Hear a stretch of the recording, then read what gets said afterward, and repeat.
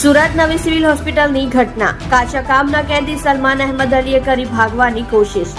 ચોરીના કેસમાં લાજપુર મધ્યસ્થ જેલમાં હતો. સારવાર માટે સિવિલ હોસ્પિટલમાં પોલીસના બંદોબસ્ત સાથે લાવવામાં આવ્યો હતો. આરોપી સલમાન ફિલ્મી અંદાજમાં ભાગવાનો પ્રયાસ કર્યો હતો, પણ પોલીસની સફળતાપૂર્વક કામગીરીના લીધે તે સલમાન અહેમદની બદ ઇરાદો નિષ્ફળ.